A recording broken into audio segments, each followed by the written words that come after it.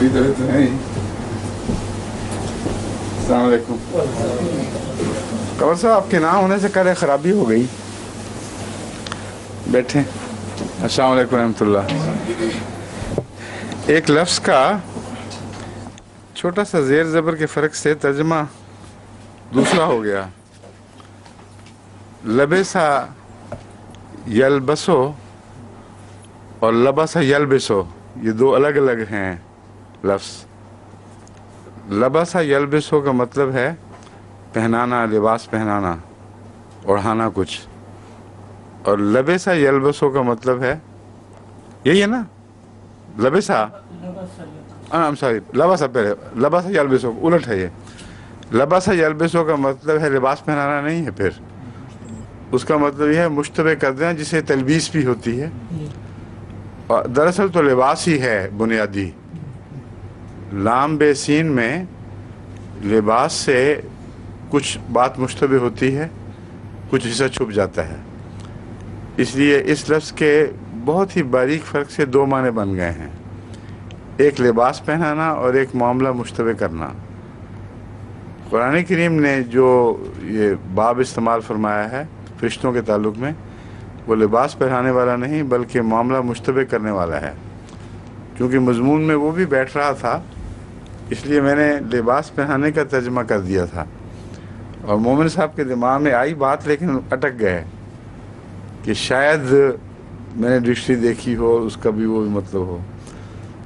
مگر ہمارے جو ہے نا حافظ صاحب، حافظ مظفر صاحب، ان کی فیکس ملی ہے کہ یہ زیر زبر کے فرق سے چھوٹی سی بات سے مضمون بدل گیا ہے. اس کو میں ٹھیک کر کے پڑھتا ہوں آپ کے سامنے، سمجھ گئے. لیکن اس سے پہلے تلاوت ہونی چاہیے. تلاوت جہاں تک کی تھی اس کے بعد صرف 2-3 آیات رہ گئی ہیں، اس لیے ان کو شامل کر کے پہلے ہم تلاوت کرتے ہیں، پھر دوبارہ اس مضمون کی طرف واپس آئیں گے. قمر صاحب کو دیکھ کے یاد آ گئی بات، کیونکہ قمر صاحب بھی ماشاءاللہ ان باتوں میں کافی پکے ہیں. اعوذ باللہ من الشیطان الرجیم، بسم اللہ الرحمن الرحیم. قل ای شیء اکبر شہادہ قل اللہ شہید بینی و بینکم واوحی الی ھذا القرآن لانذرکم بہ ومن بلغ اینکم لتشہدون ان مع اللہ آلہۃ اخری قل لا اشہد قل انما هو الہ واحد واننی بریء مما تشرکون. الذین آتیناہم الکتاب یعرفونہ کما یعرفون ابناءہم الذین خسروا انفسہم فہم لا یؤمنون. ومن اظلم ممن افتری علی اللہ کذبا او کذب بآیاتہ انہ لا یفلح الظالمون. وَيَوْمَ نَحْشُرُهُمْ جَمِيعًا ثُمَّ نَقُولُ لِلَّذِينَ أَشْرَكُوا أَيْنَ شُرَكَاؤُكُمُ الَّذِينَ كُنتُمْ تَزْعُمُونَ ثُمَّ لَمْ تَكُنْ فِتْنَتُهُمْ إِلَّا أَنْ قَالُوا وَاللَّهِ رَبِّنَا مَا كُنَّا مُشْرِكِينَ انظُرْ كَيْفَ كَذَبُوا عَلَىٰ أَنفُسِهِمْ وَضَلَّ عَنْهُمْ مَا كَانُوا يَفْتَرُونَ. وَمِنْهُمْ مَنْ يَسْتَمِعُ إِلَيْكَ وَجَعَلْنَا عَلَىٰ قُلُوبِهِمْ أَكِنَّةً أَنْ يَفْقَهُوهُ وَفِي آذَانِهِمْ وَقْرًا وَإِنْ يَرَوْا كُلَّ آيَةٍ لَا يُؤْمِنُوا بِهَا حَتَّى إِذَا جَاءُوكَ يُجَادِلُونَكَ يَقُولُ الَّذِينَ كَفَرُوا إِنْ هَذَا إِلَّا أَسَاطِيرُ الْأَوَّلِينَ. وَهُمْ يَنْهَوْنَ عَنْهُ وَيَنْأَوْنَ عَنْهُ وَإِنْ يُهْلِكُونَ إِلَّا أَنفُسَهُمْ وَمَا يَشْعُرُونَ. وَلَوْ تَرَىٰ إِذْ وُقِفُوا عَلَى النَّارِ فَقَالُوا يَا لَيْتَنَا نُرَدُّ وَلَا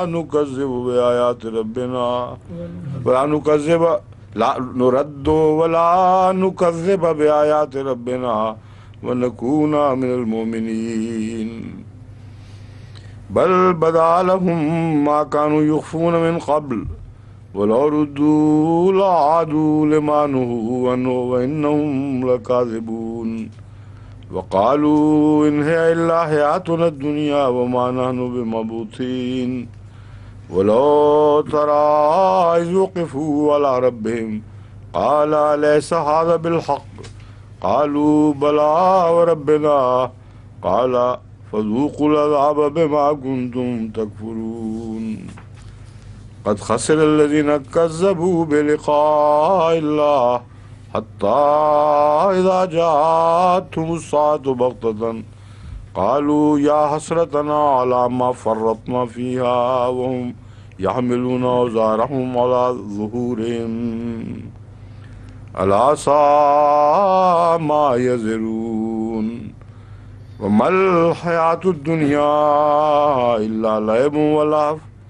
وللدار الآخرة خير للذين يتقون أفلا تعقلون قد نعلم إنه ليحزنك الذي يقولون فإنهم لا يكذبونك ولكن الظالمين بآيات الله يجهدون ولقد كذبت رسل من قبلك فصبروا على ما كذبوا وأوذوا حتى أتاهم نصرنا ولا مبدل لكلمات الله ولقد جاءك من نبأ المرسلين وإن كان كبر عليك إرادهم فإن استطعت أن تبتغي نفقا في الأرض أو سلما في السماء فتأتيهم بآية ولو شاء الله لجمعهم على الهدى فلا تكونن من الجاهلين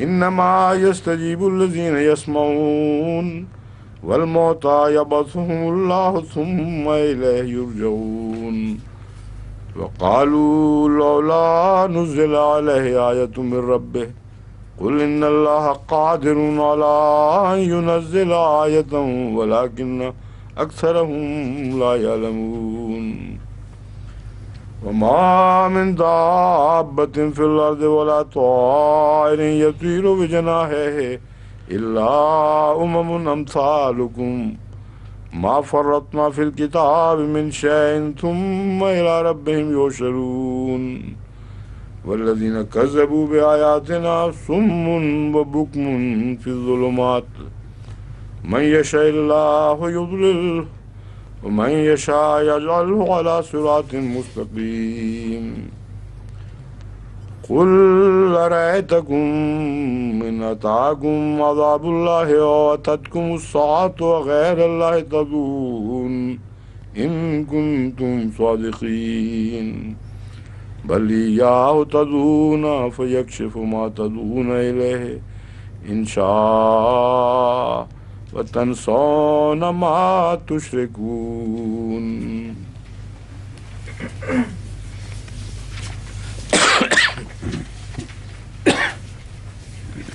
وہ آیت کون سی تھی لبیسا والی؟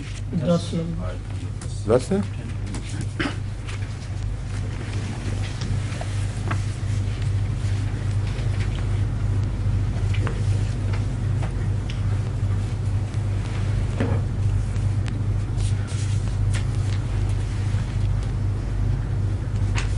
چلو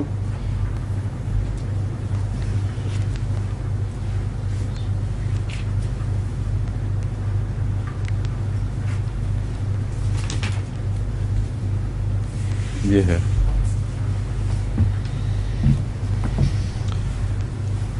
یہ بات ہو رہی ہے کہ فرشتے کیوں نہیں اترتے ہم پر، ہم فرشتوں کو کیوں نہیں دیکھتے. یہ جو کفار ہیں وہ اعتراض اٹھاتے ہیں.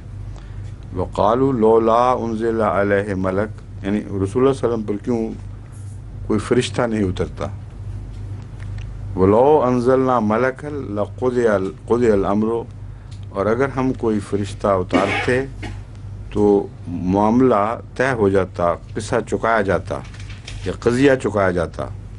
ثم لا ينظرون، پھر وہ مہلت نہ دیے جاتے. یعنی خدا کی طرف سے فرشتوں کا نزول اس وقت ہوتا ہے جب کوئی فیصلہ کن امر طے ہو چکا ہے اور اس فیصلے کے اجرا کا وقت آ گیا ہے. تو فرشتے تو ضرور اتارتے، لیکن پھر ان کو مہلت نہ دی جاتی. وَلَوْ جَعَلْنَاهُ مَلَكًا، اور اگر ہم اسے یعنی اترنے والے کو فرشتہ بناتے، لَجَعَلْنَاهُ رَجُلًا، تو اسے انسان ہی کی صورت میں بھیجتے. وَلَلَبَسْنَا عَلَيْهِمْ مَا يَلْبِسُونَ، تو پھر ہم ان پر، میں نے یہ ترجمہ کیا تھا کہ چونکہ انسان کی صورت میں بھیجتے تو اسے کپڑے بھی پہنائے جاتے، تو ایسے فرشتوں کو پھر ہم اسی طرح کپڑے پہناتے، ما یلبسون، جیسا کہ یہ لوگ کپڑے پہنتے ہیں. یعنی ان میں اور فرشتوں میں کوئی فرق دکھائی نہ دیتا. مضمون تو تلبیس والا ہی ہے، لیکن یہ آیت اس رنگ میں ہے کہ تھوڑا سا مضمون پیچیدہ ہو گیا ہے. غور سے آپ کو اس کا ترجمہ سمجھنا پڑے گا. اب اس کا ترجمہ ہے، صحیح ترجمہ یہ ہے، لبسا ہے، لبسا نہیں ہے. اگر لبسا یلبسو ہوتا تو اس کا مطلب ہے لباس پہنانا، لباس پہناتے، لیکن یہاں ہے لبسا اور بعد میں یلبسو بھی آ گیا ہے. پورا باب واضح ہے. لبسا یلبسو کا مطلب ہے معاملے کو مشتبہ کرنا. تو فرماتا ہے اللہ تعالیٰ کہ ہم اگر فرشتہ بھیجتے تو فرشتے کی طرف ضمیر نہیں پھیری جا رہی، ان لوگوں کی طرف پھیری جا رہی ہے جو شکوں میں مبتلا ہیں. بعض دفعہ واحد کے ذکر کے بعد بھی جمع کا ذکر آ جاتا ہے، ضمیر اس واحد کی طرف پھرتی ہے، لیکن جمع میں بحیثیت ان کے جنس، ان کی قوم کے. اس لیے اگر لباسا کی بجائے لبسا ہوتا تو وہ ترجمہ جائز تھا. مراد یہ ہے کہ ذکر تو ایک فرشتے کا آ رہا ہے، مگر بسا اوقات قرآن کریم میں مثالیں ہیں کہ ایک شخص کا ذکر کر کے جب آخر پہ کنکلوژن نکالا ہے تو اس ایک شخص کی بجائے اس کی جنس، اس جیسے لوگوں کا اجتماعی ذکر ہوتا ہے.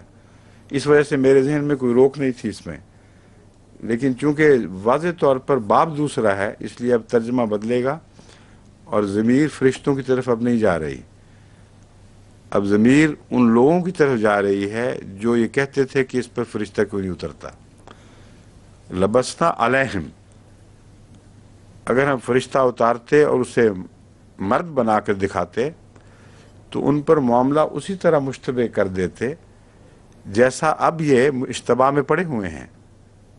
ما یلبسون، یعنی ان کا اشتباہ تو پھر بھی دور نہ ہوتا، آتا تو مرد کی صورت میں ہی آتا، اور اس کے نتیجے میں ہم اسی شبہ میں انہیں مبتلا رہنے دیتے جس شبہ میں وہ پہلے ہی پڑے ہوئے ہیں، اور ان کا مطالبہ پورا کرنے سے کوئی بھی فرق نہ پڑتا.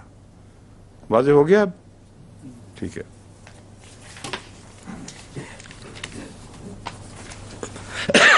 اب یہاں سے شروع کرتے ہیں. قل ایو شین اکبر الشہادہ، تو پوچھ کہ کون سی چیز ہے جو شہادت میں سب سے بڑی ہے، شہادت میں زیادہ قابل اعتماد کون ہے، یا کون، ایو شین سے مراد ہے کون سی چیز، لیکن جواب اس کا اللہ آئے گا، اس لیے کیا چیز ہو سکتی ہے عمومی سوال ہے. یہ خدا کی مراد یہ ہے خدا کی گواہی سے زیادہ اور کون سی چیز شہادت میں قابل قبول ہو سکتی ہے، کون زیادہ معتبر ہو سکتی ہے. قل اللہ وہ شہید بینی و بینکم، اب بظاہر شہادہ کا جواب ہے قل اللہ، مگر یہاں بات ٹھہرتی نہیں ہے. اللہ یوں بیان فرمائے قل اللہ شہید بینی و بینکم، اللہ تمہاری اور میرے درمیان گواہ ہے، بس اللہ کی شہادت سے بڑھ کر اور کوئی شہادت نہیں. یہ اس ترجمہ بنتا ہے اس کا. قل ایو شین اکبر و شہادہ، کیا چیز ہے جو شہادت میں زیادہ قابل اعتبار، سب سے زیادہ قابل اعتماد ہو. قل اللہ شہید بینی و بینکم، کہہ دے اللہ ہی تمہارے اور میرے درمیان، ہمارے درمیان، میرے اور تمہارے درمیان گواہ ہے، اور اس چیز سے زیادہ کوئی قابل اعتماد شہادت نہیں. وَأُوحِیَ إِلَیَّ هَٰذَا الْقُرْآنُ لِأُنذِرَکُم بِهِ وَمَن بَلَغَ، اور مجھ پر یہ قرآن اتارا وحی کیا گیا ہے لِأُنذِرَکُم، تاکہ میں تمہیں ڈراؤں اس کے ذریعے بہی وَمَن بَلَغَ، اور ہر اس شخص کو ڈراؤں جس تک یہ پہنچے. یعنی قرآن کریم صرف اول مخاطبین کے لیے نہیں بلکہ بعد میں آنے والوں کے لیے یا مختلف دنیا میں پھیلے ہوئے لوگ جہاں جہاں یہ قرآن پہنچتا ہے انذار کا کام کرتا ہے، انہیں متنبہ کرتا ہے۔ اَإِنَّكُمْ لَتَشْهَدُونَ أَنَّ مَعَ اللَّهِ آلِهَةً أُخْرَىٰ، کس چیز سے ڈراؤں؟ اس بات سے کہ کیا تم گواہی دیتے ہو کہ اللہ کے سوا بھی کوئی دوسرا معبود ہے؟ قُلْ لَا أَشْهَدُ، تو کہہ کہ میں تو بہرحال یہ گواہی نہیں دیتا۔ قُلْ إِنَّمَا هُوَ إِلَٰهٌ وَاحِدٌ، اور کہہ دے کہ یقیناً اللہ ہی ایک الہ، ایک معبود ہے، وہی ایک معبود ہے جس کے سوا اور کوئی نہیں۔ انما ہوا الہ واحد میں بہت زور پایا جاتا ہے، تکرار ہے اس وحدت کے مضمون کی، بس اللہ ہی ہے جو واحد خدا ہے۔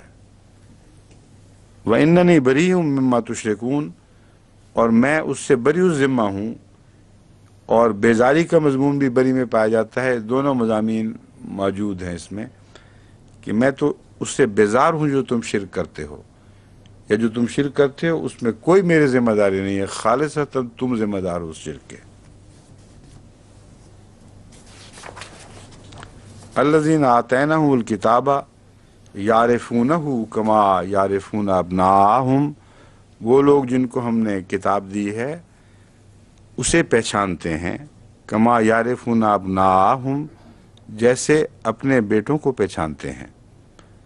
الذین خسروا انفسہم، ہاں وہ لوگ جنہوں نے اپنے نفسوں کو، اپنی جانوں کو گھاٹے میں ڈالا ہے، یا جن کی نفس انفسہم، ہاں یہ خسروا انفسہم، جنہوں نے اپنے نفسوں کو گھاٹے میں ڈالا ہے، نقصان پہنچایا ہے، فہم لا یؤمنون، بس یہ وہ لوگ ہیں جو ایمان نہیں لائیں گے یا ایمان نہیں لاتے۔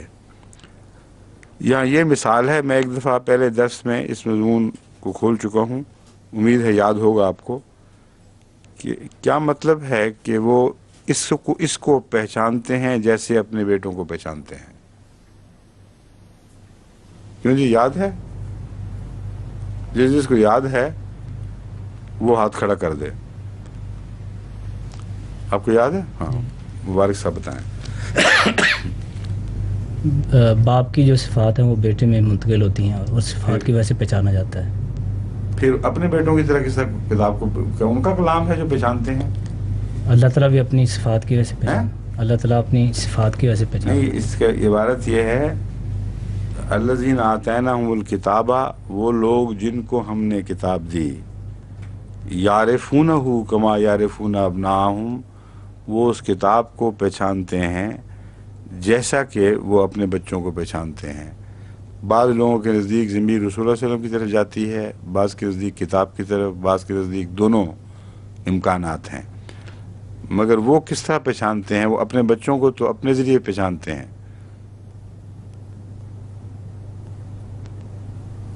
اصل میں یہاں کفار مراد ہی نہیں ہیں، آتیناہم الکتابہ میں انبیاء اول مراد ہیں اور مومنین دوسرے درجے پر۔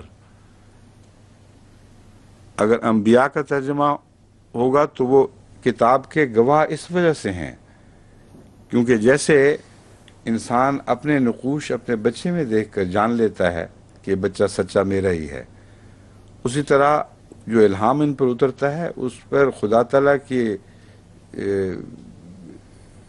صفات کی ایسی چھاپ ہے کہ اس کے بعد ان کے لیے کسی شک کی گنجائش ہی کوئی نہیں رہتی کہ الہی کلام نازل ہو رہا ہے۔ بس کلام الہی خود ظاہر کر دیتا ہے کہ یہ کلام الہی ہے، اگر کسی میں ہوش ہو، ورنہ عام کلام ایسے اترتے رہتے ہیں پاگلوں والے جو خدا کی الہی کلام ہو ہی نہیں سکتے۔ تو مگر خدا جن کو اتارتا ہے ان کو اتنی عقل ہوتی ہے کہ کلام الہی کی پہچان رکھتے ہیں۔ یہ تو ہے ترجمہ اگر انبیاء کی طرف ضمیر پھیری جائے، آتیناہم الکتابہ میں انبیاء کی طرف ضمیر پھیری جائے، اور یعرفونہ میں کتاب کو پہچانتے ہیں، ایک یہ امکان ہے۔ دوسرا ہے الذین آتیناہم میں ایک نبی کے وقت کے وہ لوگ جو مومنین ہیں جن کی خاطر کتاب اتاری جاتی ہے۔ وہ پہچانتے ہیں کتاب کو بھی اور نبی کو بھی، اور وہاں پہچاننے کا مضمون اس لیے اور واضح ہو جاتا ہے کہ اترتا تو نہیں وہ دیکھتے کلام الہی کو. جس طرح ایک باپ یقینی طور پر کہہ ہی نہیں سکتا گواہ کے طور پر کہ یہ میرا بچہ، ہزار امکانات کھلے رہتے ہیں، ہزار احتمالات باقی رہتے ہیں، لیکن جب بچہ پیدا ہو جائے اس میں وہ اپنے آثار دیکھتا ہے. اور آج کل کے زمانے میں تو قطعی طور پر سائنسی لحاظ سے اس کے آثار میچ کر لیتے ہیں ڈاکٹر، اور وہ کہتے اتنی قطعی گواہی ہے کہ اب دنیا کی تمام کورٹس اس کو تسلیم کرنے لگ گئی ہیں. تو وہ قرآن کریم کا کلام جو اطلاق ہے وہ ظاہر پر بھی ہوتا ہے، باطن پر بھی ہوتا ہے، گہرائی کے ساتھ بھی ہوتا ہے. یہ میں سمجھانا چاہتا ہوں کہ یہ قطعی بات ہے کہ اتنا یقینی ثبوت باپ کا اپنے بیٹے میں پایا جاتا ہے کہ اگر اس اصول کو وہ اطلاق کر کے دیکھیں نبی پر یا کتاب پر تو ان کو صاف سمجھ آ جائے گا کہ یہ نبی کی بنائی ہوئی کا کلام ہی نہیں ہے، انسان کا کلام نہیں ہے، اس پر اللہ کی چھاپ ہے. تو اس طرح وہ اپنے بیٹوں کی طرح کتاب کو بھی پہچانتے ہیں اور نبی کو بھی پہچانتے ہیں. الذین خسروا انفسہم، ہاں وہ لوگ جنہوں نے اپنے نفسوں کو گھاٹے میں ڈال دیا ہے، فہم لا یؤمنون، وہ نہیں ایمان لائیں گے یا ایمان نہیں لاتے. خسروا انفسہم سے مراد اس تعلق میں یہ بنتا ہے کہ وہ لوگ جو عادتاً ایسے اعمال کرتے ہیں کہ وہ نقصان اپنے نفس کے لیے نقصان اٹھاتے رہتے ہیں، وہ اس صلاحیت سے عاری ہو جاتے ہیں کہ صحیح پہچان کر سکیں. اس لیے ان کے متعلق فرمایا کہ وہ ایمان لائیں گے ہی نہیں، ان میں پہچان رہی ہی نہیں، یعنی ان کی فطرتیں مسخ ہو گئی ہیں، ان پر گرد پڑ گئی ہے. وَمَنْ أَظْلَمُ مِمَّنِ افْتَرَىٰ عَلَى اللَّهِ كَذِبًا أَوْ كَذَّبَ بِآيَاتِهِ. دوسرا ثبوت ان کی تائید میں یہ دیا ہے کہ اگر یہ درست نہیں ہے اور کسی نبی نے کوئی کلام غلط طور پر خدا تعالیٰ کی طرف منسوب کر دیا ہے تو محض یہ پہچان ذریعہ نہیں ہے جس کا ذکر کیا جا رہا ہے. اللہ تو پہچانتا ہے نا، اور اللہ جانتا ہے کہ یہ کلام میرا نہیں ہے. جیسا باپ جانتا ہو کہ میرا بیٹا نہیں ہے تو وہ تو ضرور کوئی قدم اٹھائے گا. اللہ تعالیٰ تو سب سے زیادہ باغیرت ہے. تو اللہ تعالیٰ فرماتا ہے کہ یہ ہو ہی نہیں سکتا کہ ایسا شخص جو خدا کی طرف جھوٹ باندھے جبکہ اس نے اس سے کلام نہ کیا ہو، اللہ ایسے ظالم کو خالی چھوڑ دے، کیونکہ اس سے بڑا ظلم اور کو ہو ہی نہیں سکتا. خدا کی طرف منسوب کرے اور کلام اپنے نفس کا ہو، یا او کذب بآیاتہ، مگر اظلم دونوں ہی ہیں، جھٹلانے والے بھی بہت ظالم ہیں. تو یہ ممکن ہی نہیں ہے کہ جھوٹا پکڑا نہ جائے، یا وہ جھوٹا دعوے دار پکڑا جائے گا یا اس کو انکار کرنے والے پکڑے جائیں گے. انہ لا یفلح الظالمون، ظالموں کو وہ بہرحال کامیاب نہیں ہونے دیتا، ان کو بامراد نہیں کرتا. اس سے پتہ چلتا ہے کہ صرف نبیوں کا نہ پکڑے جانا دعوے داروں کا اکیلی دلیل نہیں ہے، ظالموں کا خائب و خاسر ہونا اور مسلسل نقصان اٹھاتے چلے جانا یہ مکمل دلیل بن جاتی ہے. تو اس دور میں بھی حضرت اقدس مسیح موعود علیہ السلام کی سچائی میں یہ آیت اسی طرح گواہ کھڑی ہے. اب سمجھ آ جاتی ہے کہ سورہ صف میں من اظلموں کا محاورہ کیوں استعمال کیا گیا تھا، جس کو من اظلم ممن کیا ہے وہ یدعی الی الاسلام والی آیت، من افترا علی اللہ کذبا ومن أظلم ممن ومن اظلم ممن افترا علی اللہ الکذب وهو یدعی الی الاسلام. ہاں میں یہ بتا رہا ہوں کہ من تائید کی آیت اور من اظلم کہ کون ہے اس سے زیادہ ظالم جو اللہ پر افترا کرتا ہے، یہی مضمون تائید میں یہاں بالکل کھل کے آ گیا ہے. وہاں اس کے جھوٹا ہونے کی طرف اشارہ نہیں ہے من اظلم کہہ کے، بلکہ اس کے سچا ہونے کی دلیل دی جا رہی ہے کہ ہو سکتا ہے کہ وہ اسلام کی طرف بلایا جا رہا ہو اور وہ انکار کر جھوٹ بولتا ہو، خدا پر اس نے جھوٹ باندھا ہو، ایسے ظالم کو اللہ کامیاب ہونے دے، یہ ناممکن ہے۔ وہی دلیل ہے یہاں حضرت صلی اللہ علیہ وآلہ وسلم کے تعلق میں، مضمون بالکل وہی ہے جو وہاں تھا۔ وَيَوْمَ نَحْشُرُهُمْ جَمِيعًا، اور وہ دن جب ہم ان کو اکٹھا کریں گے۔ دو دفعہ یہاں اکٹھے کا مضمون ہے، ایک ناشروں میں اکٹھا کرنا اور ایک جمیعاً کا مطلب بھی اکٹھا ہے، تو ان سب کو اکٹھا کریں گے، اس کا ترجمہ ہونا چاہیے۔ جس دن ہم ان سب کو اکٹھا کریں گے، ثم نقول للذین اشرکوا، پھر ان سے کہیں گے جنہوں نے شرک کیا، این شرکاؤکم، تمہارے شریک کہاں ہیں؟ الذین کنتم تزعمون، یعنی وہ شریک جو تم نے بنا رکھے تھے اپنے گمان میں، جن کو تم شریک سمجھا کرتے تھے۔ ثم لم تکن فتنتہم الا ان قالوا واللہ ربنا ما کنا مشرکین۔ ثم لم تکن فتنتہم، پھر ان کا فتنہ باقی نہیں رہے گا۔ کیا مراد ہے فتنہ باقی نہیں رہے گا؟ جو جھوٹ کوئی گھڑے وہ بھی فتنہ ہے، اور شرک کا فتنہ ہے ایک بہت بڑا۔ وہ جو انہوں نے شرک کا فتنہ بنا رکھا تھا، وہ قیامت کے دن اس طرح بے نقاب ہو جائے گا کہ اس میں سے کچھ بھی باقی نہیں نکلے گا۔ بس جب ان سے پوچھا جائے گا کہ لاؤ اب شریک کہاں ہے، وہ شریک نہیں لا سکیں گے۔ ثم لم تکن فتنتہم، پھر ان کے فتنے کا کچھ بھی باقی نہیں رہے گا، سوائے اس کے کہ وہ اقرار کریں، الا ان قالوا، سوائے اس کے کہ وہ اقرار کریں، واللہ ربنا، اللہ کی قسم ہے جو ہمارا رب ہے، ما کننا مشرکین، ہم مشرک نہیں تھے۔ اب پھر جھوٹ بول گئے۔ ایسی عادت پڑ جاتی ہے بعض جھوٹ کی کہ یوم حشر میں خدا کے سامنے کھڑے ہیں، اللہ کہہ رہا ہے لاؤ شریک لاؤ، کہتے ہیں نا ہم نے تو شرک کیا ہی کوئی نہیں۔ کبھی اس سے زیادہ جھوٹ سوچا تھا کسی نے؟ اصل میں یہاں بھی خدا کو گواہ حاضر ناظر سمجھ کے جھوٹ بولتے جاتے ہیں، اور اتنا یقین ہو جاتا ہے ان کو کہ ہاں خدا گواہ ہے، جھوٹ بول رہے ہیں، کہ یہی ان کے قیامت کے دن ان کے اوپر ان کے ظلم کو ننگا کرنے کے لیے استعمال ہوگا۔ اللہ کے حضور کہیں گے نہ ہم تو شرک کیا ہی نہیں کرتے تھے۔ انظر کیف کذبوا علی انفسہم، دیکھو تو صحیح اپنے خلاف کیسا جھوٹ بولتے ہیں، حد ہی کر دیے جھوٹ کی۔ وَضَلَّ عَنْهُمْ مَا كَانُوا يَفْتَرُونَ، اور جو کچھ وہ جھوٹ کڑا کرتے تھے وہ سب ان سے زائل ہو جائے گا، اس کا کچھ بھی خدا باقی نہیں چھوڑے گا۔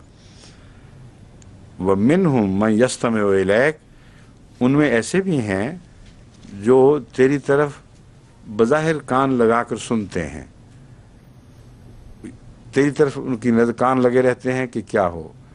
اس میں دونوں مضمون داخل ہیں، کچھ بدنیتی سے سنتے ہیں اور ہر وقت جاسوسی کرتے رہتے ہیں، کچھ بظاہر سنتے ہیں لیکن سمجھ کچھ نہیں آ رہی ہوتی، دکھاوا کر رہے ہوتے ہیں۔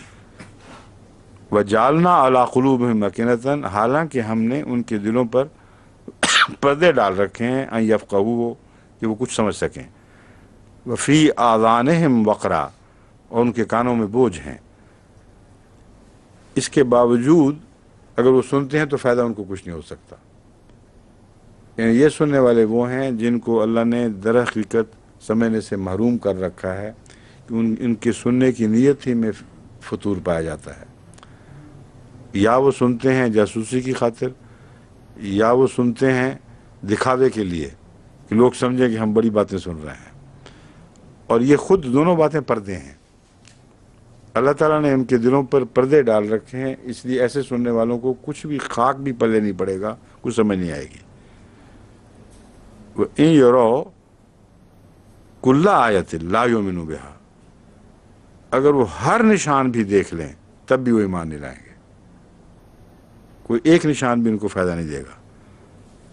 حَتَّى إِذَا جَاءُوكَ يُجَادِلُونَكَ يَقُولُ الَّذِينَ كَفَرُوا، یہاں تک کہ جب وہ تیرے پاس آتے ہیں، یجادلونک، تجھ سے جھگڑا کرتے ہیں، یقول الذین کفروا، وہ جنہوں نے کفر کیا کہتے ہیں یا کہیں گے ان ھذا الا اساطیر الاولین، یہاں کہتے ہیں کہ مضمون ہے، کہتے ہیں کہ یہ تو پہلے لوگوں کے قصے کہانیوں کے سوا کچھ بھی نہیں ہے، اساطیر الاولین گزرے ہوئے لوگوں کی کہانیاں ہیں۔ یہ آج کل کے مولویوں کا بھی بالکل یہی طریقہ ہے۔ کئی دفعہ سوال جواب کی مجالس میں آتے ہیں تو ان کو نشان بتاتے چلے جاؤ، کہتے نہیں کوئی ایک نشان دکھاؤ مرزا صاحب کو، ایک نشان، 1000 دکھا دو، بتاتے چلے جاؤ، پھر بھی مطالبہ یہ کہ ایک نشان۔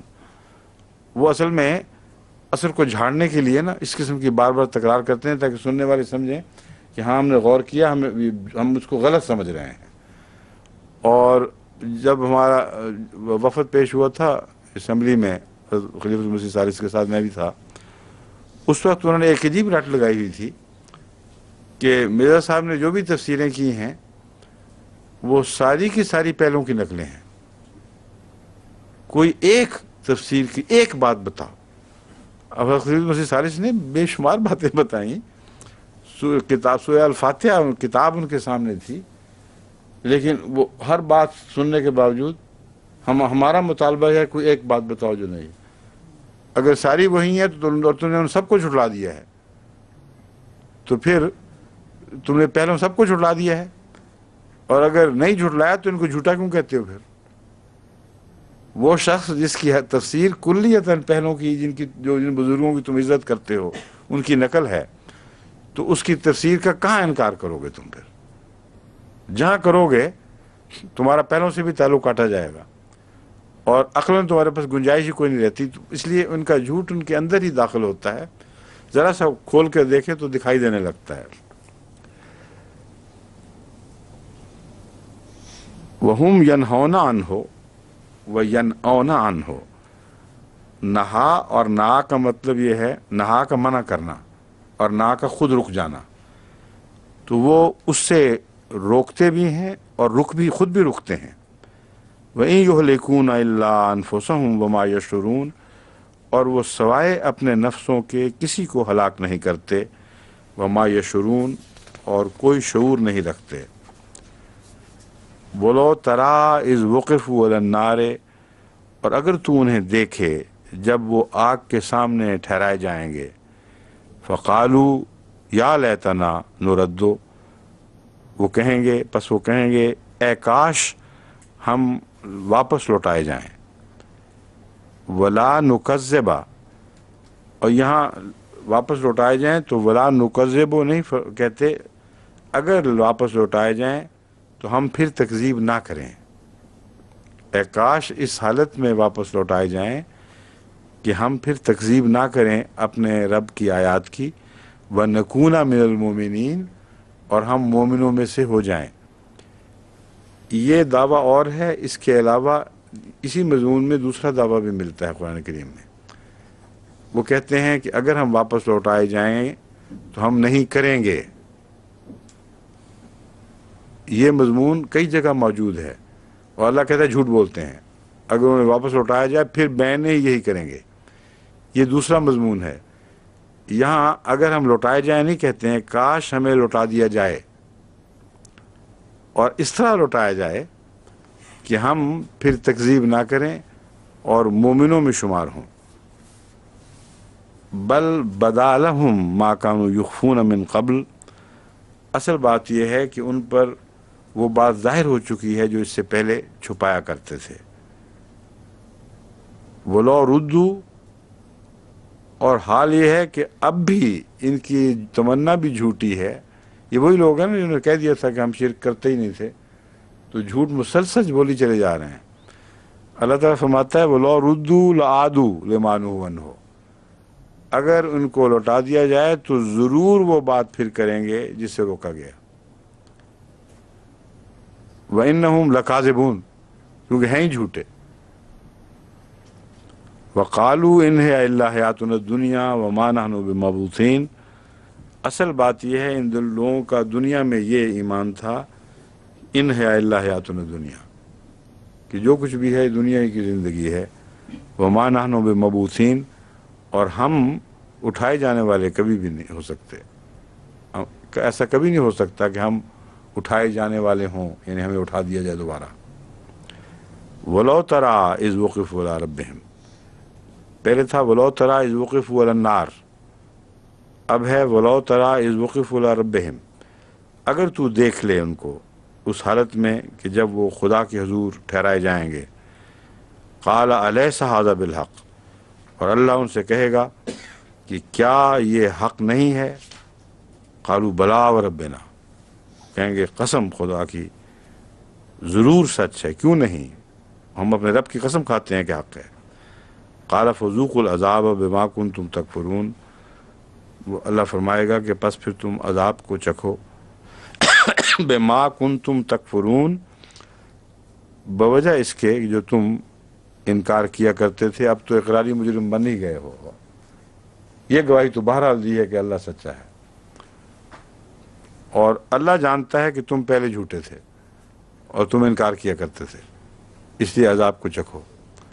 یہاں عذاب کے ساتھ چکھنے کا مضمون میں پہلے بھی بتا چکا ہوں، دوبارہ پوچھنا چاہتا ہوں کہ چکھنا کیوں ہوتا ہے؟ چکھنا تو ذرا سا چکھ کے چھوڑ دیا جاتا ہے، عذاب ان کو صرف چکھنے کے لیے ملے گا؟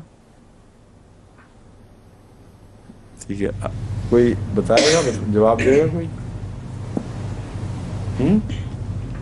یہ چکھنا تو بطور محاورہ استعمال ہوتا ہے. جی چکھنے کا لفظ بطور محاورہ استعمال ہوتا ہے، ویسے تو اس کا مطلب یہی ہے کہ وہ عذاب دیا جائے گا. نہیں، کیوں چکھنے کا محاورہ خدا نے یہاں استعمال کیا بطور خاص؟ قرآن تو بڑی فصیح و بڑی کتاب ہے، اس لیے اس میں حکمت ہے جو چکھنا فرمایا ہے. بات یہ ہے کہ اگر انسان کسی مزیدار چیز کو چکھتا ہے تو اس کو پینے کی خواہش پیدا ہوتی ہے، اور جو خطرناک چیز ہے اس کو چکھے بغیر صرف چکھنے کی طاقت ہوتی ہے اس کے لیے ناممکن ہے کہ گھونٹ بھر لے. تو عذاب اتنا سخت ہوگا کہ جس طرح ابلتی ہی چائے کی پیالی منہ سے لگتے ہی انسان پیچھے ہٹاتا ہے اس کو، اس طرح عذاب ان کو دھکے دے گا، اور پہلا تعارف ان کا چکھنا ہی ہوگا صرف. اور پھر جب وہ ڈال دیے جائیں گے، بے اختیار ہوں گے، وہ الگ بات ہے. مگر چکھنا عذاب کی نرمی کی طرف نہیں، اس کے شدت کی طرف اشارہ کرتا ہے. ایسا خطرناک عذاب جس کو چکھنے سے زیادہ کسی میں استطاعت ہی نہیں ہو سکتی. یہ الگ بات ہے کہ زبردستی پلا دیا جائے، منہ کھول کے ڈیل دیں تو اور بات ہے، مگر اپنی طاقت کے لحاظ سے چکھنے کے سوا ان میں کوئی استطاعت نہیں ہے.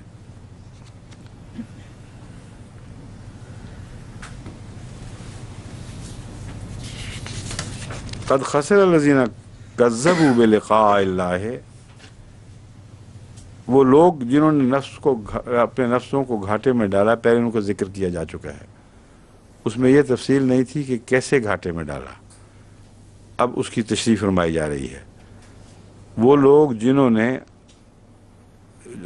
نقصان اٹھایا ہے، گھاٹے میں پڑے ہیں، کون ہیں؟ کذبوا بلقاء اللہ، وہ اللہ کی لقاء کا انکار کر بیٹھے تھے.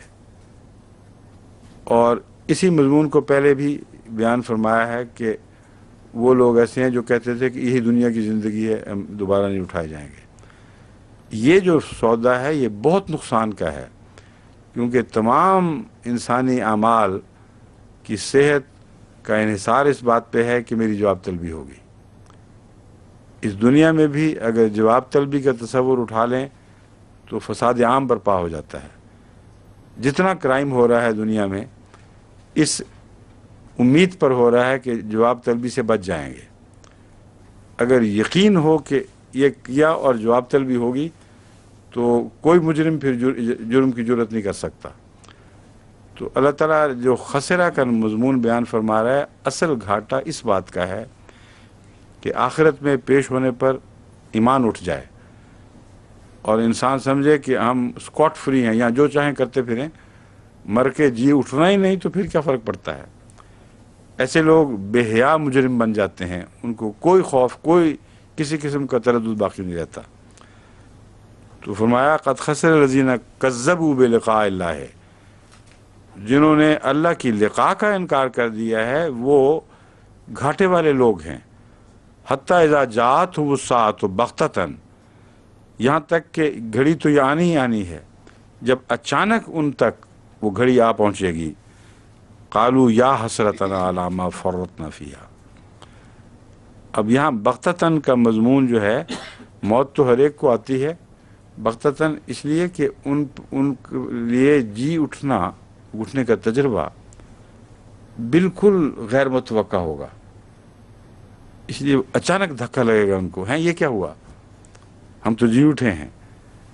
اور وہ قیامت کے دن سے پہلے ہی اتنا شعور بیدار ہو چکا ہوتا ہے کہ انسان کو مرنے کے بعد یہ پتہ چلتا ہے کہ میں دوبارہ اٹھا ہوں اس دنیا میں، آنکھ یہاں بند کی تھی وہاں کھولی ہے.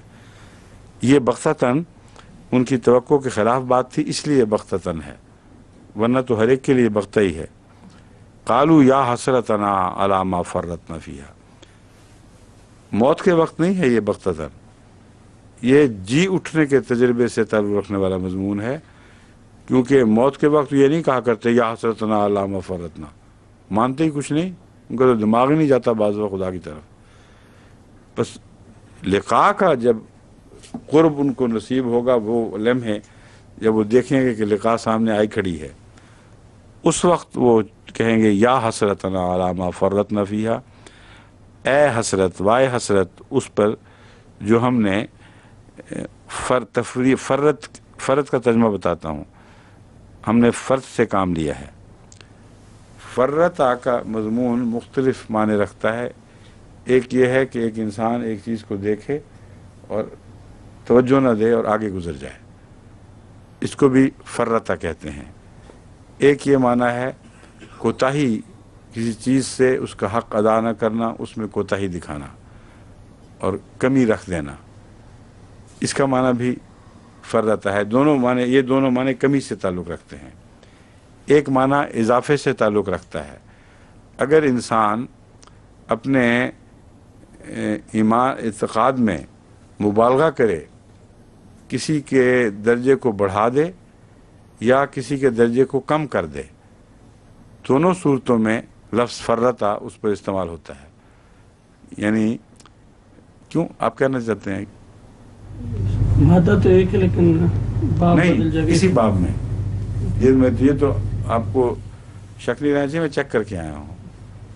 مجھے یہی خیال تھا کہ یہ ایک ایسا لفظ ہے جس پہ پوری احتیاط سے نظر ڈالنی چاہیے ڈکشنری پر، تاکہ بعد میں کوئی عالم یہ نہ کہے کہ یہ بات آپ نے یوں کر دی تھی. بین ہی اسی باب میں اسی لفظ کے اندر ڈکشنری یہ دو متضاد معنی دیتی ہے کہ اس لفظ میں افراد بھی شامل ہے، تفریط بھی شامل ہے، بڑھانا بھی شامل ہے، گھٹانا بھی شامل ہے، کیونکہ اس کے مادے میں یہ بات داخل ہے. بس کسی قسم کی کوتاہی اس کے مضمون کا حق ادا کرنے میں ہو جائے، حقیقت کے بیان میں یا اس کا حق ادا کرنے میں کوئی بھی کوتاہی ہو، وہ لفظ فرتا سے ادا ہوگی. کیوں جی، درست ہے غلط ہے؟ ٹھیک ہے.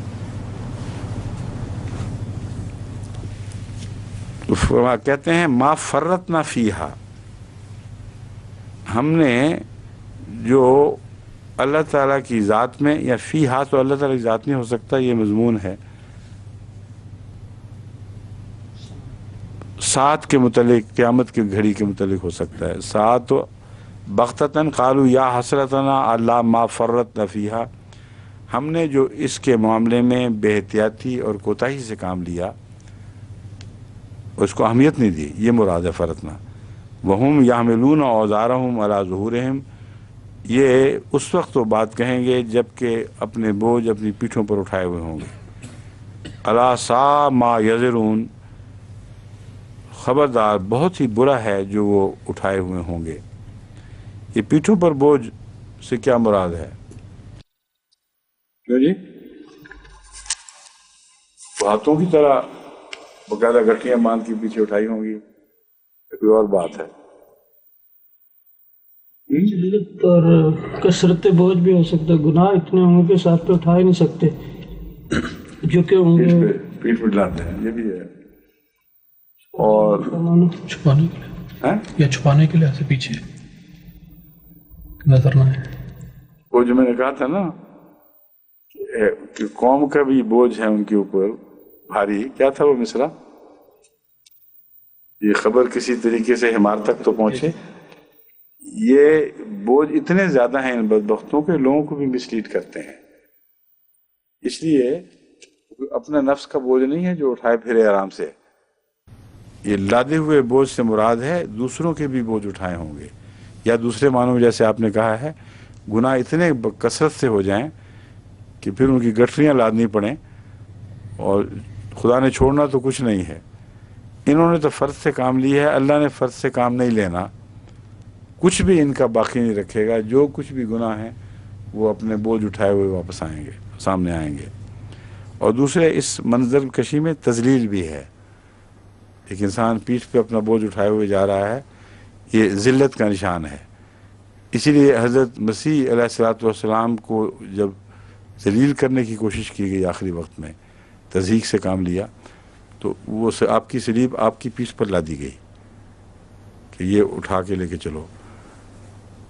تو یہ خدا تعالیٰ ایسے بدبختوں سے یہ معاملہ قیامت کے دن کرے گا کہ ان کے بوجھ، ان کے گناہ اس صورت میں وہ گھسیٹے پھریں گے کہ دنیا میں ان کی دیکھنے والوں میں ان سب کے سامنے ان کی تذلیل ہوگی.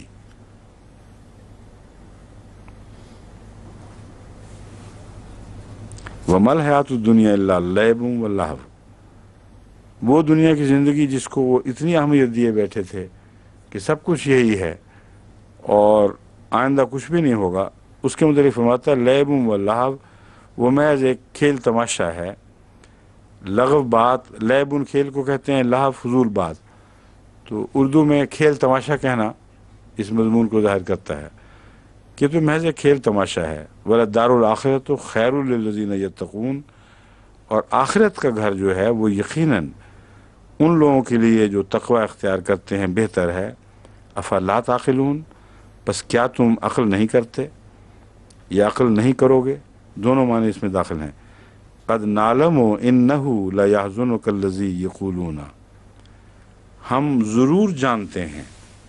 قد کا ایک معنی ہے ہم نے جان لیا ہے، ہم جان چکے ہیں، مگر یہاں قد نعلم جو مضارع کے ساتھ قد لگا ہے، اس سے مراد دو طرح سے ترجمے ہو سکتے ہیں. ہم جان لیتے ہیں، مگر یہاں قد بمعنی یقینی کے ہے، ہم ضرور جانتے ہیں. انہ لیحزنک الذی، کہ تجھے ضرور غم میں ڈالتی ہے وہ بات جو وہ کہتے ہیں، تجھے تکلیف دیتی ہے وہ بات. فإنہم لا یکذبونک ولکن الظالمین بآیات اللہ یجحدون. اس کا ایک ترجمہ جو عام طور پر کیا جاتا ہے اور پہلے ذہن میں آتا ہے وہ یہ ہے کہ بس ہم تجھے تسلی دیتے ہیں کہ صرف تجھے ہی نہیں جھٹلا رہے، وہ ظالم تو اللہ ہی کا انکار کر رہے ہیں. تو اللہ کا کر رہے ہیں تو تجھے پھر کیوں چھوڑیں گے؟ میں سمجھتا ہوں کہ رسول اللہ صلی اللہ علیہ وسلم کے تعلق میں دوسرا ترجمہ درست ہے. وہ یہ ہے کہ یہ بات خدا جانتا ہے کہ تجھے کیوں غم ہے. اپنے انکار کا غم نہیں ہے، اپنے اللہ کے انکار کا غم ہے. اور یہ بوجھ ہے جو تجھے دبائے رکھے ہوئے ہے، ہم اس پر نظر رکھتے ہیں. وَلَقَدْ كُذِّبَتْ رُسُلٌ مِّن قَبْلِكَ فَصَبَرُوا عَلَىٰ مَا كُذِّبُوا وَأُوذُوا حَتَّىٰ آتَاهُمْ نَصْرُنَا. جہاں تک رسولوں کا تعلق ہے، اب یہ جو مضمون ہے اس میں میرے ترجمے کے ساتھ اس میں ایک نئی جان پیدا ہو جاتی ہے اس مضمون میں، ورنہ ایک نقص رہ جاتا ہے. ورنہ اگر یہ ترجمہ کیا جائے کہ اللہ جانتا ہے کہ تجھے اپنا ہی غم لگا ہوا ہے، حالانکہ تجھے خیال نہیں کہ اللہ کا بھی انکار کرتے ہیں، اگر یہ ترجمہ کیا جائے گا تو اس آیت کا یہ ترجمہ ہوگا کہ ہم تجھے بتاتے ہیں پہلے بھی رسولوں کا انکار کیا گیا تھا، انہوں نے صبر کیا تھا، تو بھی صبر کر. یعنی رسول اللہ صلی اللہ علیہ وسلم کے لیے دوسرے رسولوں کا نمونہ صبر کا بتایا جا رہا ہے کہ انہوں نے کر لیا تو کیوں صبر نہیں کرتا ہے. بالکل درست نہیں لگتا مجھے. اللہ تعالیٰ فرماتا ہے کہ تو رسولوں سے بھی افضل ہے، اپنے ذات پہ تو کیسے صبر نہ کرے. وَلَقَدْ كُذِّبَتْ رُسُلٌ مِّن قَبْلِكَ فَصَبَرُوا عَلَىٰ مَا كُذِّبُوا. انہوں نے تو اپنے انکار پر صبر کر لیا تھا. وَأُوذُوا حَتَّىٰ آتَاهُمْ نَصْرُنَا، اور انہوں نے دکھ دیے گئے یہاں تک کہ ان کو خدا کی مدد آپ پہنچی. اس مضمون کو کھولا گیا ہے کہ کہ اللہ کے علم میں ہے یہ بات، اس لیے یہ اللہ بات جانتا ہے کہ تجھے دکھ اصل کیا ہے جو تجھے دکھ پہنچاتی ہے۔ ولا مبدل لکلمات اللہ، جہاں تک خدا کی تقدیر کا تعلق ہے اس کے کلام میں کوئی تبدیلی نہیں ہوگی۔ کلمات سے مراد اس کے وہ نشانات جو اپنے انبیاء کی تائید میں دکھائے جاتے ہیں، وہ سنت جو اس موقع پر ظاہر و باہر ہوتی ہے، ہمیشہ چلی آ رہی ہے، وہ یہ ہے کہ نصر ضرور آتی ہے، مدد خدا کی ضرور آتی ہے۔ ولا مبدل لکلمات اللہ ولقد جاءک من نبأ المرسلین، اور تجھ تک انبیاء کی یہ خبریں پہلے ہی آ چکی ہیں، اس لیے مزید تقویت اس بات کی ملتی ہے کہ پہلی دفعہ بتا کر صبر کی تلقین نہیں کی جا رہی۔ اللہ تعالیٰ فرمایا تجھے پتہ ہے سب ان باتوں کا، اس لیے تیرا غم اور وجہ سے ہے۔ وَإِنْ كَانَ كَبُرَ عَلَيْكَ إِعْرَاضُهُمْ فَإِنِ اسْتَطَعْتَ أَن تَبْتَغِيَ نَفَقًا فِي الْأَرْضِ۔ اب دیکھ لیں مضمون اور بھی کھل گیا ہے۔ خدا کا انکار برداشت نہیں ہے، فرماتا ہے کہ اگر یہ ان کا انکار تیرے دل پر بہت بوجھ ڈال چکا ہے، یہ منہ پھیرے ہوئے، فَإِنِ اسْتَطَعْتَ، پس اگر تجھ میں طاقت ہے، ان تبتغی نفقاً، کہ زمین میں ایک سرنگ کھود دے، سوراخ کر دے، فی الارض، اور سلماً فی السماء، یا سیڑھی لگا دے آسمان میں، فتاتہم، پھر تو ان کے پاس بے آیتن، ایک نشان لے آئے۔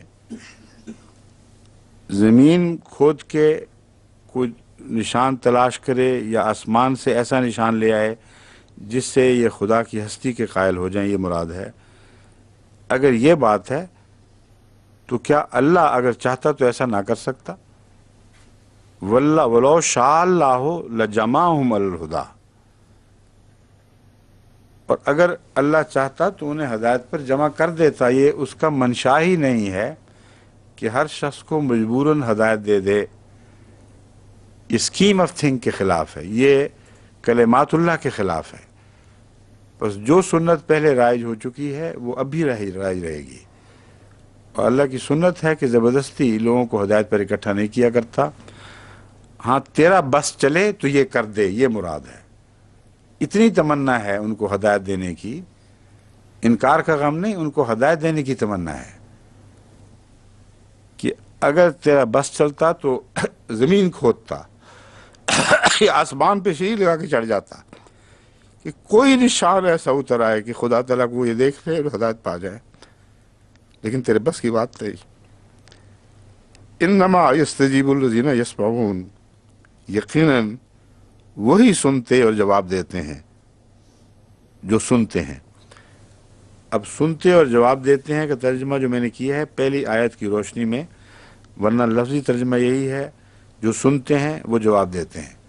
حالانکہ اللہ تعالیٰ پہلے فرما چکا ہے کہ سنتے ہیں اور جواب نہیں دیتے، تو مراد ہے کہ وہی حقیقت میں سنتے ہیں جو جواب دیتے ہیں جب سنتے ہیں، ورنہ باقی سنتے ہی نہیں اصل میں۔ والموت یبعثہم اللہ، اور مردے وہ ہیں کہ اللہ انہیں ضرور اٹھائے گا۔ ثم الیہ یرجعون، اور پھر وہ اس کی طرف لوٹائے جائیں گے۔ وقالوا لولا نزل علیہ آیۃ من ربہ، اور وہ کہتے ہیں اے کاش اس پر کوئی ایک آیت ہی اس کے رب سے کی طرف سے اتاری جاتی۔ پھر وہی رٹ، وہی بک بک ہے۔ عجیب ہی بیوقوف قوم ہے، کفار کی ضد تو حیرت انگیز ہے۔ یہ ساری باتیں سننے کے بعد کہیں لولا نزل علیہ آیۃ من ربہ، چلو ایک ہی آیت اس کے رب کی طرف سے اتار دی جاتی۔ قل ان اللہ قادر علی ان ینزل آیۃ ولکن اکثرہم لا یعلمون، کہہ دے کہ اللہ تعالیٰ تو بہت قادر ہے، اس بات پر قدرت رکھتا ہے کہ کوئی عظیم الشان آیت نازل فرمائے، ولیکن اکثرہم لا یعلمون، لیکن ان میں سے اکثر جانتے ہی نہیں اس بات کو۔ وما من دابۃ فی الارض ولا طائر یطیر بجناحیہ الا امم امثالکم، اور کوئی بھی ایسا چلنے والا جاندار زمین میں نہیں، ولا طائر یطیر بجناحیہ، اور نہ ہی کوئی ایسا پرندہ جو اپنے دو پروں سے اڑتا ہے، الا امم امثالکم، مگر یہ تمہاری طرح ہی کی امتیں ہیں۔ ما فرطنا فی الکتاب من شیء، ہم نے کتاب میں کوئی بھی قابل ذکر بات بیان سے چھوڑی نہیں، فرطنا اس کو نظر انداز نہیں کیا۔ ثم الی ربہم یحشرون، پھر وہ اپنے رب کی طرف اکٹھے کیے جائیں گے۔ یہاں امت سے تمہاری طرح کی امتیں ہیں سے کیا مراد ہے؟ کیوں جی مومن صاحب؟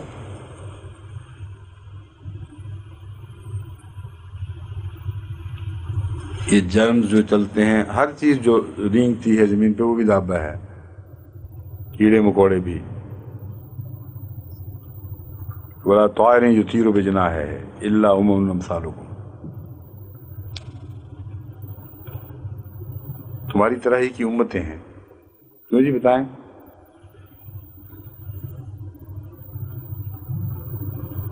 قمر صاحب آپ کے ماتھے پہ غور کا بل پڑا ہوا ہے، بتا دیں آپ کیا سوچا ہے؟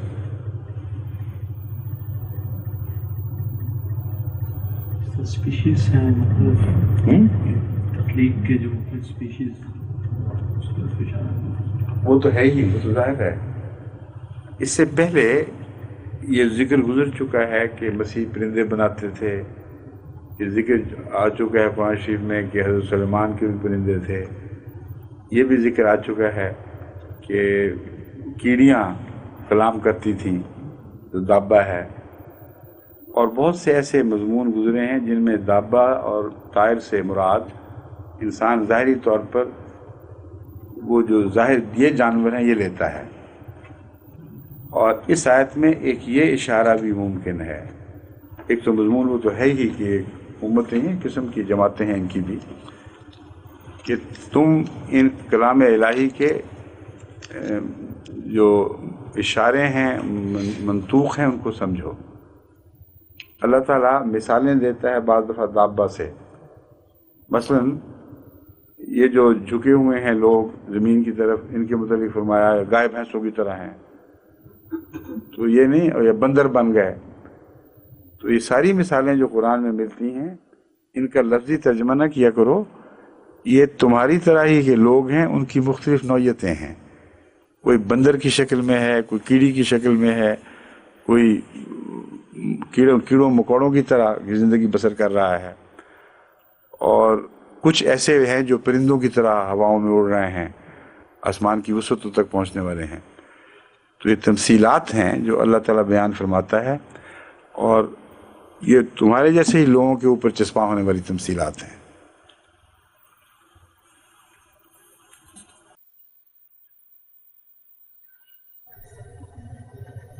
کہاں گیا ہے امت؟ ہاں، ما فرطنا فی الکتاب من شیء، ہم نے کتاب میں کوئی بھی ایسی بات نہیں چھوڑی جس سے کسی طرح سمجھایا جا سکے معاملہ۔ کبھی مثالیں دے دے کر سمجھایا ہے، کبھی ما بعوضۃً کی مثال دے دی ہے، کبھی پرندے اڑنے والوں کی باتیں کی ہیں، کبھی کہا ہے طائرکم فی عنقکم، تمہارا پرندہ تمہاری گردن میں لٹکا ہوا ہے۔ تو یہ دراصل انسانی باتیں ہو رہی ہیں سمجھانے کی خاطر، اس لیے عقل سے کام لو۔ ثم الی ربہم یحشرون، پھر یہ سارے اپنے رب کی طرف لوٹائے جائیں گے۔ اس لیے میں کہہ رہا ہوں کہ یہاں مجھے یہ معنی زیادہ موزوں دکھائی دیتا ہے کہ قرآن کریم اور احادیث کے کو غور سے مطالعہ کریں، کہیں جانوروں کے حشر نشر کا ذکر نہیں ملتا۔ ہاں، جہنم میں تمثیلات کے طور پر بعض جانوروں کا ذکر ملتا ہے، وہ انسان کو عذاب دینے کے تعلق میں ملتا ہے۔ صرف کوئی بکری سینگ مار رہی ہے کسی کو، یا کچھ سانپ لپٹے ہوئے ہوں اگر، تو یہ عذاب کی تمثیلات ہیں صرف۔ مگر جنت میں بھی پرندوں کے گوشت کا ذکر تو ملتا ہے، مگر خوبصورت پرندے اور ان کے چہچہانے کا کوئی ذکر نہیں ملتا۔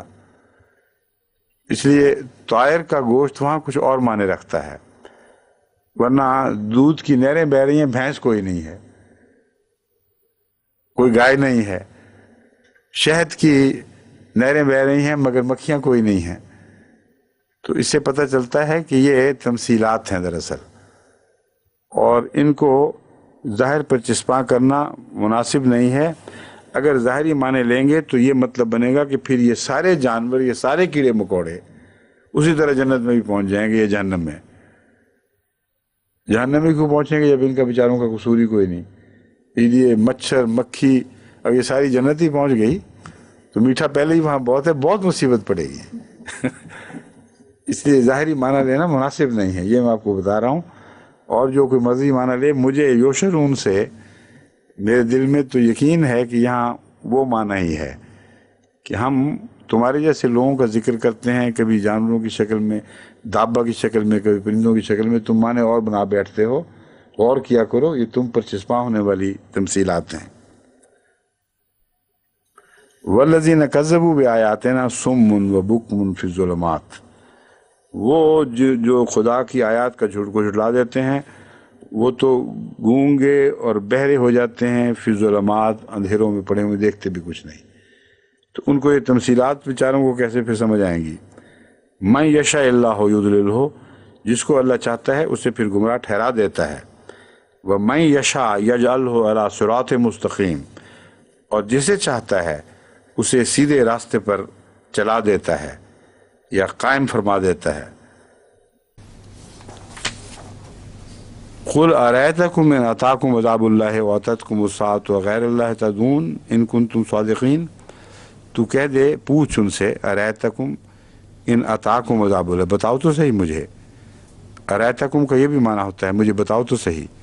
इन अताकुम अज़ाबुल्लाह है कि अगर तुम्हारे पास अल्लाह का अजाब आ जाए, और अततकुम अस्साअत हो, या क़यामत की घड़ी आ जाए, या इनकलाब की घड़ी आ जाए, गैर अल्लाह तदऊन, क्या फिर भी तुम अल्लाह के सिवा किसी को पुकारोगे।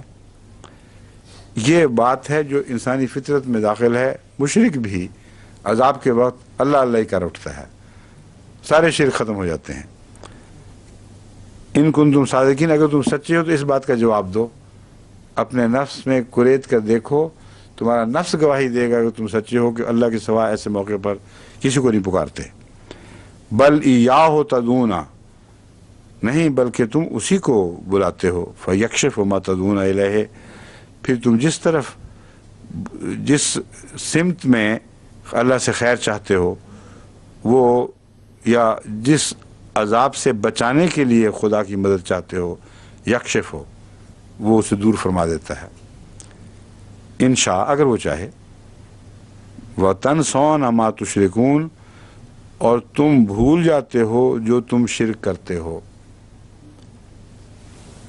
यहाँ उस वक्त की घड़ी में उनका भूल जाना, मा तुशरिकून, दूसरा माना इसके ये होंगे, तनसौना मा तुशरिकून, इसका क्या ये माना बन सकते हैं कि जो तुम शिरक करते हो तुम्हें भुला देता है। फिर ये बातें तनसौना में तो भुलाने का माने नहीं है, अनसा होना चाहिए। तनसौना तुम भूल जाते हो, बेमा तशरकून नहीं है, इसलिए वही माना बनेगा। जो तुम शिरक करते हो वो क्राइसिस के वक्त तुम्हारे काम नहीं आता, उस वक्त तुम ज़रूर भूल जाया करते हो, यही तर्जुमा बनेगा। और वक्त ख़त्म होगी। क्यों जी, मुट्ठी बन गई? हाँ ठीक है,